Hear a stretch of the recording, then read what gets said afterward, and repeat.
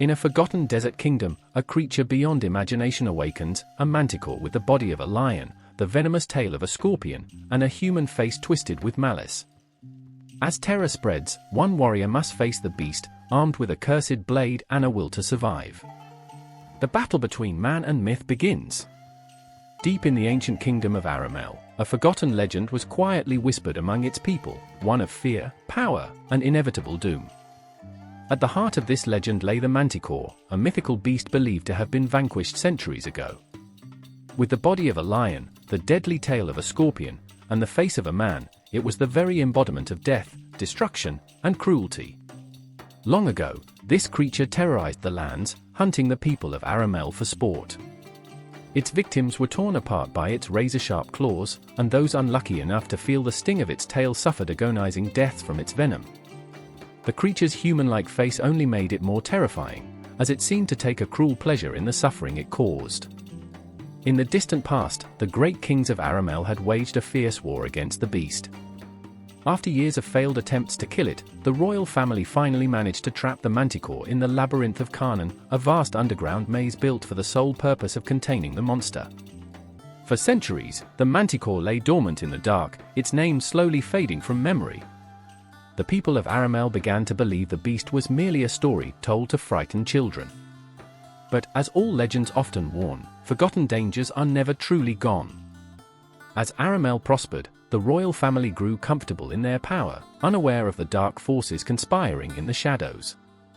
One such force was a sorcerer named Maros, who had been quietly biding his time, waiting for the right moment to seize control of the kingdom. Maros was a man of ambition, cunning, and ruthless determination.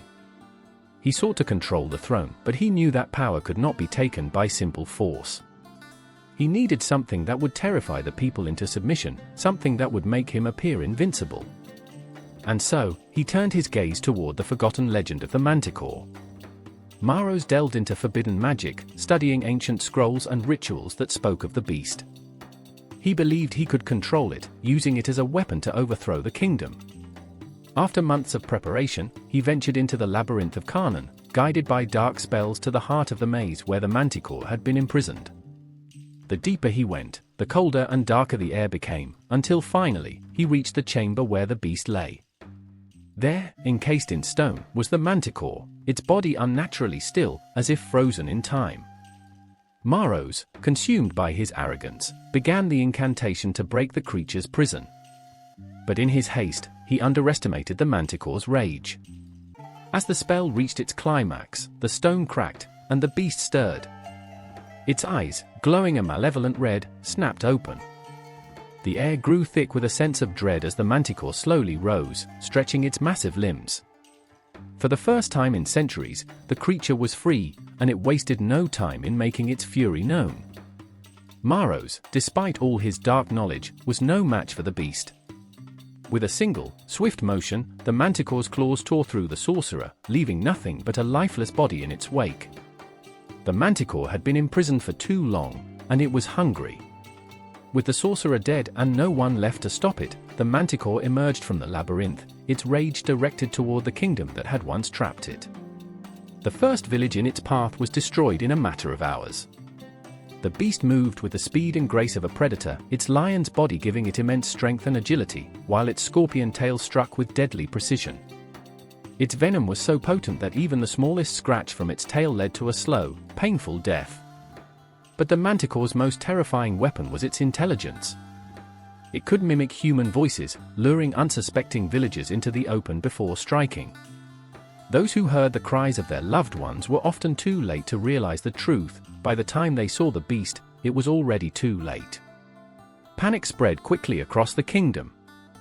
Rumors of the Manticore's return reached the capital, where King Eraman and his council debated their next move. The kingdom's warriors had never faced a creature like this before. Standard weapons were useless against the Manticore's thick hide, and the beast seemed to anticipate every move made against it. Each day, more villages fell, and the people began to lose hope. Amidst the chaos, a young warrior named Kale emerged as a beacon of resistance.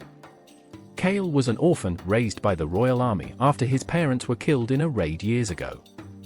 He had spent his entire life training to defend the kingdom, but unlike many of the soldiers, he had a personal connection to the legends of the Manticore. As a child, he had been fascinated by the stories told by an old scholar who had survived one of the Manticore's attacks many years before. Cale knew that brute strength alone would not be enough to defeat the beast. The Manticore was not just a monster, it was a cunning predator, capable of outsmarting even the bravest of warriors. Determined to stop the creature, Cale set out on a journey to discover the secrets of the Manticore's weakness. He traveled across the desert, seeking the wisdom of the ancient tribes who had once fought the beast and lived to tell the tale. These tribes had long since abandoned their old ways, but Cale found a few elders who still remembered the stories passed down through generations. They told him of the Manticore's many abilities, the way it could mimic voices, its near-impenetrable hide, and its venomous tail. But they also spoke of a possible weakness: the Manticore, despite its intelligence, was prone to arrogance. It believed itself to be invincible, and that could be exploited. With this knowledge, Cale knew he had to find a weapon capable of piercing the Manticore's hide. The elders spoke of a legendary sword, the Blade of Amuna, said to have been forged by the desert gods themselves. The blade was said to be cursed, draining the life force of whoever wielded it, but it was the only weapon capable of striking the Manticore down. The sword had been lost for centuries, but Cale was determined to find it. Armed with the knowledge of the beast's weakness and the promise of the Blade of Amuna, Cale set out on a perilous quest to find the weapon and save his kingdom from the wrath of the Manticore. As he ventured deeper into the desert, Cale's resolve hardened. He knew that facing the Manticore would require more than just physical strength, it would require cunning, bravery, and a willingness to sacrifice everything. The Manticore had awakened, and with it, the fate of Aramel hung in the balance. The final battle was coming, and only one could emerge victorious. Cale's journey through the desert was grueling. Days turned into weeks as he scoured the barren wastelands, searching for any sign of the legendary Blade of Amuna. The elders' tales of the sword were vague, but Cale followed every lead, refusing to give up. His desperation grew with each passing day as news of the Manticore's destruction reached him. The beast was relentless, wiping out entire villages with terrifying speed. The kingdom of Aramel was crumbling under its onslaught, and Cale knew time was running out. Finally, after what seemed like an eternity, Cale stumbled upon an ancient temple hidden beneath the sands. The temple was old, far older than any structure he had ever seen, and its walls were covered in strange symbols and carvings. As Cale descended into the depths of the temple, a sense of dread washed over him. This was no ordinary place, this was where the Blade of Amuna had been sealed away. At the heart of the temple, Cale found the sword resting on an altar, bathed in a pale, otherworldly light. The blade was unlike any weapon he had ever seen, its surface shimmering with an eerie glow. As he reached out to take it, he could feel a dark energy radiating from the sword. The elders had warned him of the blade's curse, but Cale had no choice.